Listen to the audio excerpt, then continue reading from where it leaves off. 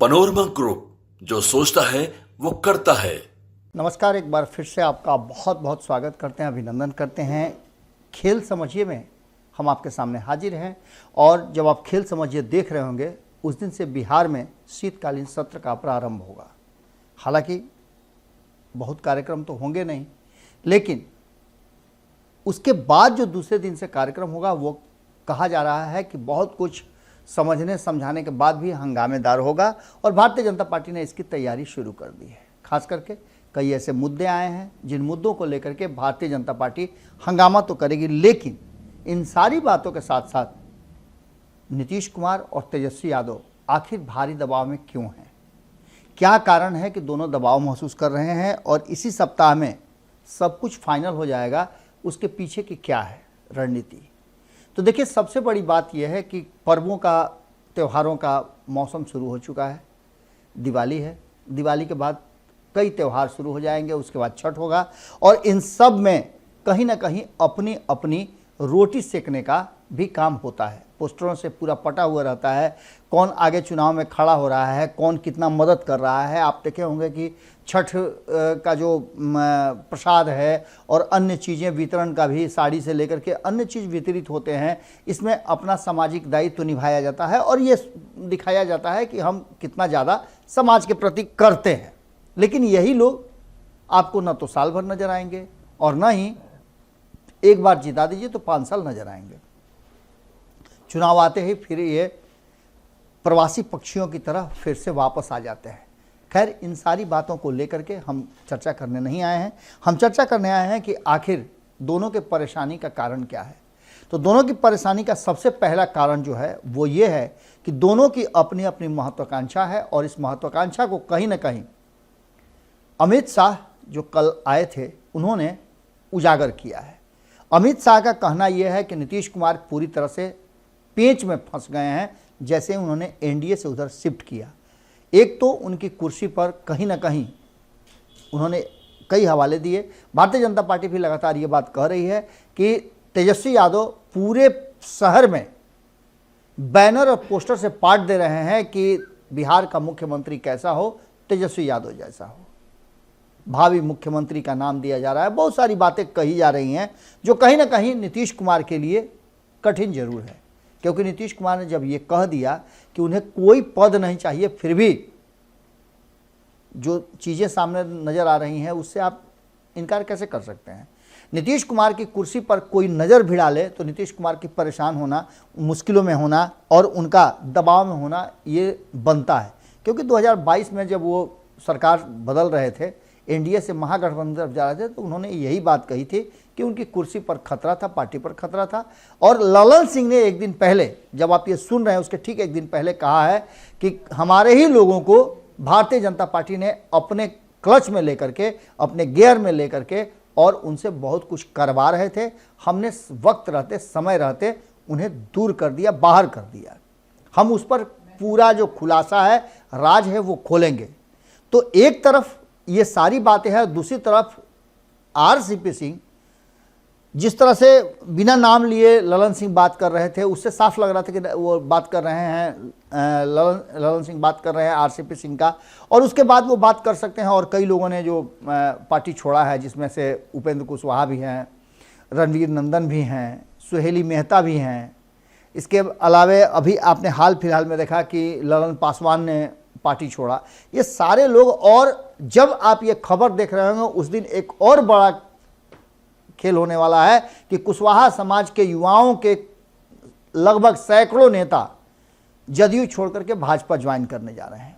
ये सारी बातें हो रही है, लेकिन इन सब के बीच में दबाव का सबसे बड़ा कारण है कि क्या लालू प्रसाद और नीतीश कुमार एक मंच पर रह करके 2015 की तरह भारतीय जनता पार्टी से मुकाबला कर सकते हैं। क्या भरोसा किया जा सकता है? तो आप इतना मान के चलिए कि अब अगर नीतीश कुमार भरोसा करते भी हैं तो लालू प्रसाद भरोसा करने वाले नहीं हैं। ये साफ उनके व्यवहार में, उनके कार्यशैली में नजर आ गया होगा। ये दोस्ती और ये सब कुछ इज्जत सम्मान जो एक दूसरे का किया जा रहा है वो तेजस्वी यादव के एंड से किया जा रहा है और नीतीश कुमार का सम्मान इसलिए हो रहा है कि नीतीश कुमार के कारण तेजस्वी यादव एक बार फिर से सत्ता में आए हैं। अब यह बात अच्छी तरह से तेजस्वी यादव समझ गए हैं कि नीतीश कुमार को कैसे साध के चलना है, लेकिन अति उत्साह में कभी लालू प्रसाद और कभी उनके कार्यकर्ता नीतीश कुमार के उस भावना को कुरेद देते हैं, जगा देते हैं, जो कभी भारतीय जनता पार्टी कुरेदा करती थी। अब 2024 और 25 की तैयारियां शुरू हो चुकी है। एक तरफ जहां अमित शाह ने साफ कर दिया है, एक बार फिर से तेल पानी का उन्होंने जिक्र करते हुए ये बताने का कोशिश किया है कि नीतीश कुमार जी काफ़ी कष्ट में है, संकट में है और आगे उन्हें परेशानी होने वाली है। इन पोस्टर बैनरों की चर्चा भी हुई। तो वहीं ललन सिंह ने साफ कर दिया है कि नीतीश कुमार इस देश के सबसे मजबूत, सबसे ज़्यादा ट्रस्टेड नेता है, यानी कि प्रधानमंत्री की कुर्सी पर जाने की सारी अर्हता वो पूरा करते हैं। एक ये बात है। दूसरी बात कि उन्होंने कल अपने प्रेस संबोधन में ये बात कही कि प्रेस को कैसे कब्जे में किया गया, जो नीतीश कुमार लगातार कई दिनों से कह रहे हैं कि आप लोग पर तो वो सब कब्जा करके रखा है, आप लोग वो सब थोड़े छापिएगा। हम कल भी बताए थे और आज भी बता रहे हैं कि हम वो सारी चीज़ें छापेंगे, आप जो बयान देंगे वो हम छापते भी हैं, आगे भी छापेंगे, लेकिन ये हम जबरदस्ती नहीं छापेंगे कि आपने बहुत कुछ कर दिया। आपने अगर सत्ता को इधर से उधर किया है तो कौन नहीं कहेगा कि आपने इधर उधर किया है। आपके खुद के साथी कह रहे हैं कि हमने नीतीश कुमार से पलटना सीखा है, तो ये सब बातें भी तो होंगी ना। आप ललन सिंह कहते हैं कि हमारे और नीतीश कुमार के बीच में दूरियां हैं, वो बता रहे थे, ये हम थोड़े बता रहे थे। आप ही के पार्टी के लोग सामने से नहीं बोले लेकिन पीछे में बोल रहे हैं कि हाँ पार्टी के भीतर दरार है, खेमेबाजी हो रही है। तो ये बातें कैसे नहीं छापी जाए।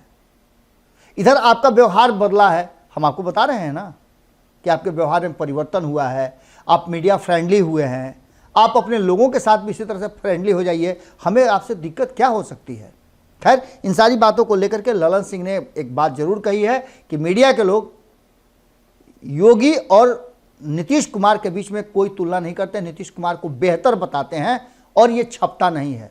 हम तो बता रहे हैं कि नीतीश कुमार अगर बेहतर नहीं होते तो 18 सालों से क्यों होते।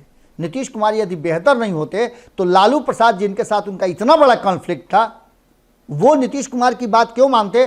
सत्ता के लिए ही सही, लेकिन नीतीश कुमार को अपने कंधे पे बिठा करके चल तो रहे हैं ना भारतीय जनता पार्टी, जिसकी चर्चा आप कर रहे हैं। क्या उसी योगी के शपथ ग्रहण में नीतीश कुमार नहीं गए थे? हमने खबर नहीं चलाया था, हमने लेकिन खबर के साथ साथ ये भी चलाया था कि जिस नरेंद्र मोदी को आज से 2 साल पहले तक नीतीश कुमार सत्तू पानी लेकर के कोसते थे, आज उसी के सामने नतमस्तक हैं। G20 में नीतीश कुमार गए तो हमने चर्चा किया, लेकिन खैर इन सारी बातों से अलग अब जो वर्तमान परिस्थितियां बनी है उसमें निश्चित रूप से नीतीश कुमार दबाव झेल रहे हैं और इसके पीछे का कारण यह है कि भारतीय जनता पार्टी ने जो स्ट्रेटजी अपनाई है और जातीय गणना का जो रिपोर्ट आया है उस रिपोर्ट में पेंडुलम की तरह झूल रहा है पूरा का पूरा नीतीश कुमार का सोच, क्योंकि नीतीश कुमार अभी इस उधेड़-बुन में लगे हुए हैं कि उनका आगे की रणनीति के लिए कौन सा बढ़िया प्लेटफॉर्म होगा। क्या वो तेजस्वी यादव के साथ रह करके, हम बार बार इस बात को क्यों कह रहे हैं, आप भी अच्छी तरह समझ रहे हैं कि जो जातीय गणना के आंकड़े आए हैं उन आंकड़ों ने बहुत कुछ उथल पुथल मचा दिया है। क्या नीतीश कुमार को जो लगातार आप देख रहे होंगे कि कैसे जदयू खाली हो रहा है, जदयू के नेता बाहर जाते रहे हैं और इन सब के बीच में जदयू का वोट बैंक भी खिसक रहा है। लौकुश समीकरण जो नीतीश कुमार के साथ इंटैक्ट था वो बिखरता हुआ नजर आ रहा है। अब आप कहेंगे कि पहले भी उपेंद्र कुशवाहा तो अलग ही थे, लेकिन अब उपेंद्र कुशवाहा अलग हैं और पहले उपेंद्र कुशवाहा अलग थे। वो दोनों में 2 कारण था।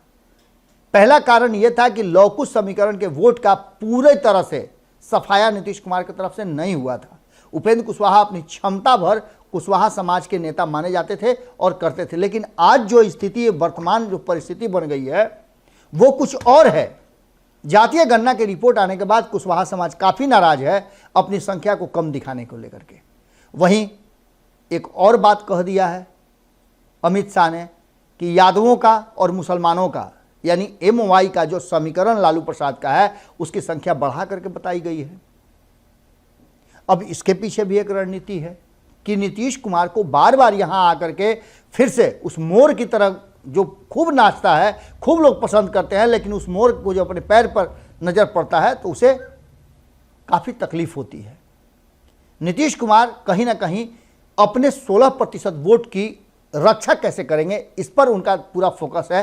तो दूसरी तरफ उनका फोकस ये भी है कि क्या जिस तरह से भारतीय जनता पार्टी का वोट बैंक उनके तरफ शिफ्ट होता था, जिसमें 17 में से 16 सीटें जीत करके वो आते थे, तो क्या लालू प्रसाद का 32% वोट उनमें शिफ्ट होगा? अगर नहीं शिफ्ट होता है तो नीतीश कुमार की कहानी क्या होगी?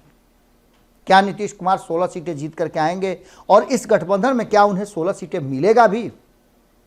इन सवालों का जवाब नीतीश कुमार खोज रहे हैं और इसका जवाब आने वाले समय में मिलेगा। और इस जो संसद का, माफ कीजिएगा, विधानमंडल का जो सत्र है 5 दिवसीय, इसमें भी बहुत सारे सवाल पूछे जाएंगे। इन सवालों में जहां एक तरफ भारतीय जनता पार्टी ने पूरी तैयारी कर रखी है कि सरकार को एक नहीं चलने देंगे, कई ऐसे मुद्दे हैं जिसमें यह भी मुद्दा है कि आपने 1,20,000 लोगों को नियुक्ति पत्र तो बांट दिया, वेतन कहां से देंगे?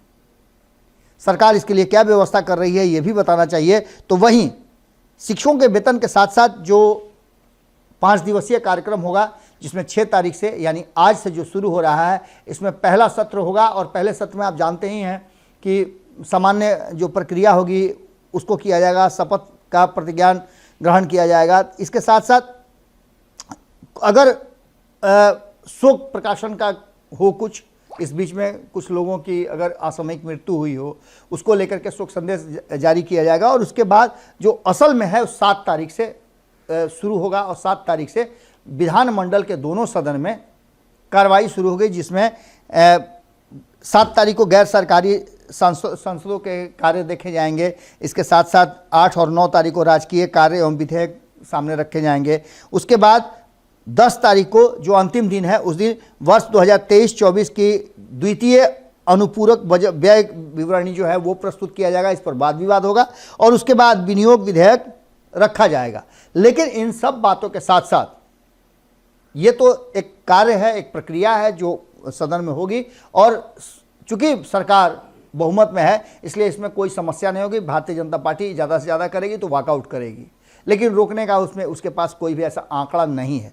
लेकिन दूसरी तरफ आपको बता दें कि भारतीय जनता पार्टी ने कई ऐसे रास्ते खोज रखे हैं। एक तो हमने आपको बताया 1,20,000 वाला, दूसरा कि जातीय गणना का जब रिपोर्ट सर्वे हुआ और भारतीय जनता पार्टी को लास्ट तक टारगेट किया जा रहा है, तो क्या भारतीय जनता पार्टी इसमें नहीं थी? इसको लेकर के भी सरकार पर तंज कसा जा रहा है। सरकार को घेरने की कोशिश होगी कि हम भी इस जातीय गणना के जो सर्वे कराने थे उसमें हम भी आपके साथ खड़े नजर आए थे, तो फिर हमें क्रेडिट क्यों नहीं दिया जा रहा? इसके साथ साथ एक सबसे बड़ा मुद्दा होगा कि हमने आपको दिखाया भी था कि जीवन कुमार ने किस तरह से नीतीश कुमार की नाभि में मदरसा बसता है ये बात कह करके एक बड़े मुद्दे को उछाल दिया था। ये मुद्दा था कि संस्कृत के सवाल में पूछा गया था इस्लाम से जुड़ा हुआ प्रश्न। इसको लेकर के भारतीय जनता पार्टी काफ़ी नाराज है और इस मुद्दे को भी सदन के बाहर और सदन के भीतर दोनों जगह उठाया जाएगा, ऐसा पूरी तरह से प्रतीत होता है। इसके साथ साथ नीतीश कुमार के अल्पसंख्यक को लेकर के, मुस्लिम को लेकर के और यादवों को लेकर के भी भारतीय जनता पार्टी ने अपना एक अलग स्ट्रेटजी बनाया है। और खास करके गैर यादव और गैर मुस्लिम को एकजुट करने के लिए भारतीय जनता पार्टी ने एक नया एजेंडा बनाया है जिस पर वो काम करेगी। भारतीय जनता पार्टी 2024 के चुनाव में MY वर्सेस ऑल करना चाहती है, बिहार में खास करके। और ये अगर होता है तो नीतीश कुमार की चिंताएं जायज़ हैं। वहीं ये चिंता तो निश्चित रूप से लालू प्रसाद तेजस्वी यादव को भी होगी। उनको भी भारी दबाव होगा कि अगर ऐसा कर देती है तो सब कुछ समझते हुए 32% MY समीकरण का वोट अगर मान लेते हैं पूरा का पूरा चला जाता है महागठबंधन यानी इंडिया गठबंधन को बिहार में, तो उसके अलावे जो बाकी के 68%, 67% बचते हैं, उसमें मान लेते हैं कि नीतीश कुमार 8% और लेते हैं तो 60-40 का ये आंकड़ा हो जाता है। और 60-40 के आंकड़े में कहाँ नीतीश कुमार टिक पा रहे हैं, कहाँ तेजस्वी यादव टिक पा रहे हैं? भारतीय जनता पार्टी का अपर हैंड है।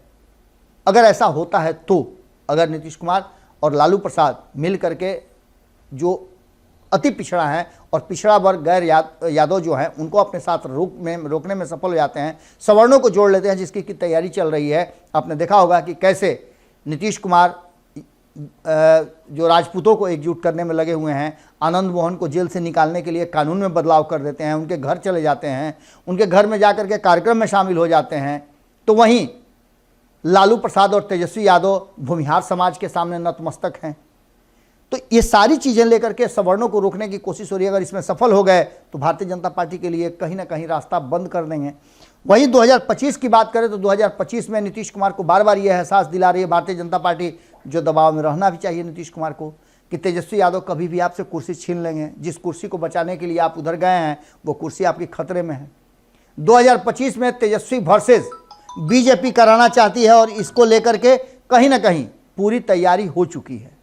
आपको बता देते हैं कि भारतीय जनता पार्टी वर्सेस राष्ट्रीय जनता दल इस खेल को 2025 में करा करके भारतीय जनता पार्टी अपना मुख्यमंत्री का उम्मीदवार देना चाहती है, जिसकी घोषणा लगभग करके गए हैं अमित शाह।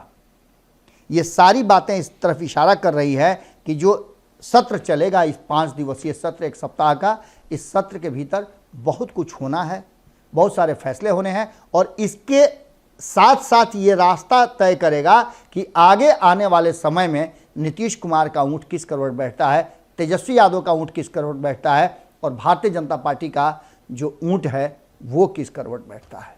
जुड़े रहिएगा भारत लाइव के साथ।